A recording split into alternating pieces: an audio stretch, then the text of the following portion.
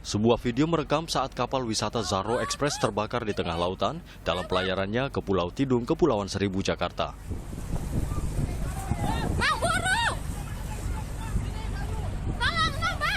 Selang beberapa saat setelah terbakar, beberapa kapal yang berlayar di sekitarnya langsung mendekat berusaha memberi pertolongan. Ya Allah. Dalam sebuah foto, badan kapal nampak hangus terbakar. Kapal Zaro Express tercatat berlayar menuju Pulau Tidung, Kepulauan Seribu dari dermaga Pelabuhan Muara Angke pada jam 8.30 waktu Indonesia Barat. 15 menit kemudian, asap dilaporkan keluar dari ruang mesin kapal. Seorang ABK pun diketahui melompat ke laut tanpa memberitahu apa yang terjadi. Kapal pun akhirnya terbakar seluruhnya.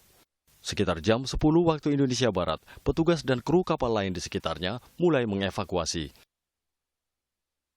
Seorang penumpang selamat menuturkan awal kecelakaan ini. Awal mulanya kan kapal udah jalan ya, kira-kira sekitar berapa menit gitu ke tengah. Tiba-tiba ada orang ibu-ibu berteriak, katanya ada orang jatuh, katanya 2 orang sambil ibu itu berlari ke depan. Nah, saya tengok keponakan saya, Dendi, menuju ke belakang, maksudnya mau melihat yang jatuh itu. Tapi tiba-tiba katanya melihat ada asap dari bawah. Ada asap dari bawah, dari belakang, makanya dia menuju ke depan lagi mau ngasih tahu kalau ada sesuatu, tapi udah keburu rame di dalam. Sebagian besar penumpang selamat setelah berebutan mencari jalan keluar dan melompat ke laut. Namun sebagian lainnya terjebak dan tak dapat menyelamatkan diri. Pihak Komite Nasional Keselamatan Transportasi mencari fakta kecelakaan ini dari berbagai pihak. Ketua KNKT Suryanto Cahyono menyatakan masih menanti hasil investigasi lengkap kecelakaan ini. Menurut keterangan dari penumpang yang kita dapat, bahwa kebakaran diawali adanya kepulan asap dari ruang mesin. Nah, terus kemudian diikuti dengan api yang membesar keluar dari ruang mesin. Nah, apa yang menyebabkan kebakaran di ruang mesin kami akan meneliti lebih jauh. Mungkin kita akan tanya kepada krunya, kira-kira apa yang menjadi ada hal-hal yang lain yang mungkin ada masalah, ada apa yang sebelum berlayar atau saat berlayar.